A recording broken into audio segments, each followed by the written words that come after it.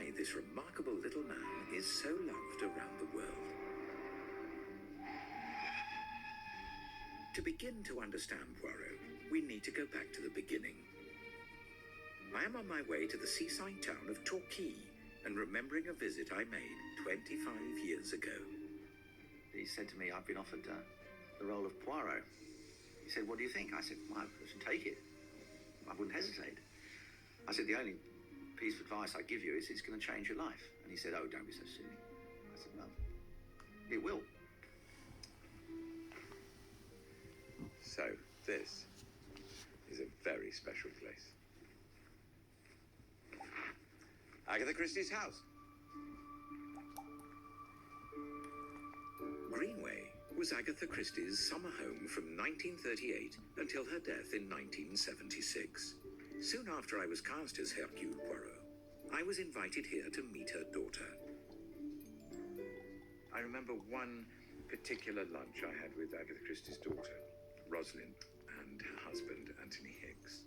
And they said to me, we want the audience to be able to smile with Poirot, but never laugh at him. And that's why you have been chosen to play the role. Getting the approval of Agatha Christie's family was crucial for me before my life as Poirot began. Today, I've come back to meet her grandson, Matthew Pritchard. Here we are in Devonshire, where Poirot was actually born. How do you think he came to be? Well, of course, that was long before my time. Yes. But I'm told that a bus drew up in Union Square in Torquay, and out of it trooped a whole busload of Belgian refugees, one of whom was a little man who, surprisingly enough, David, looked a bit like you. Do you fancy a pint of beer, if there's any left? No, merci. I cannot yet bring myself to enjoy the English public house. My grandmother must have seen him, and she must have thought, well, there's my detective.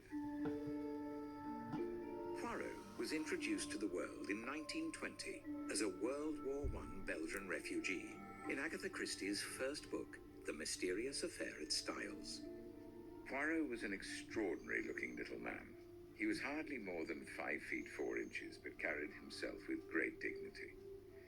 The neatness of his attire was almost incredible. Ah, voila. As a detective, his flair had been extraordinary, and he had achieved triumphs by unraveling some of the most baffling cases of the day. The handwriting on this letter shouts your guilt. You are a heartless murderer. Agatha Christie could never have guessed that Poirot would become so famous, appearing in over 50 short stories and 33 novels. Oh, look. Now, is this a real one that she used? That is a real one. She would have taken this to the Middle East. She would have hammered out Death on the Nile, somewhere near the pyramids in Egypt, on something like that. Something like that. The more I know about Agatha, the more I learn about her, that she was such a warm, generous, lovely person. I just hope she would have liked what I did, that's all. She was very honest, very candid indeed. Today, Agatha Christie is revered in Torquay, so I can't visit here without loaning something very special to the museum. Oh, I didn't believe it. I knew some things were coming here, but I didn't know what it was, and it's my flat.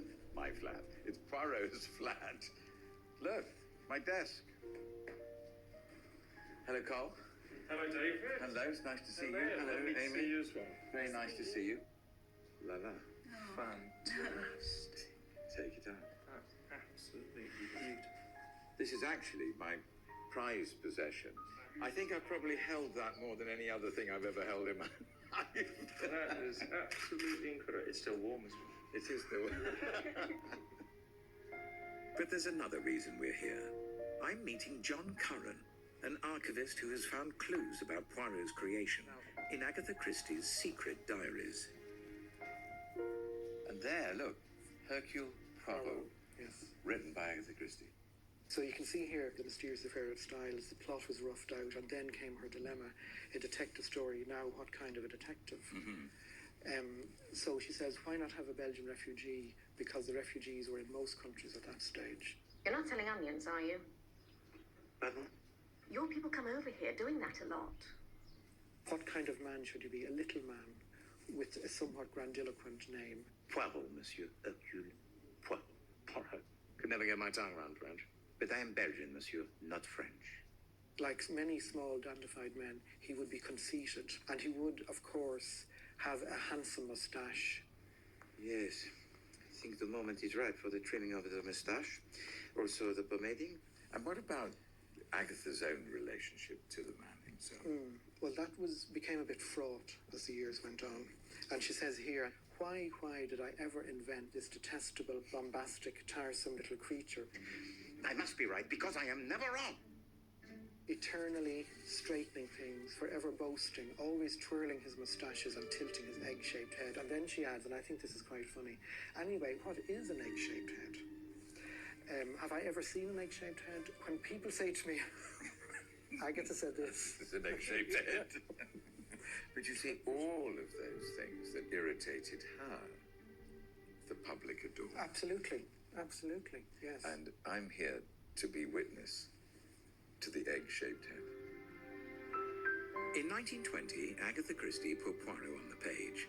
Soon, he was to become a star of stage and screen. Good evening, everybody. This is Hercule Poirot.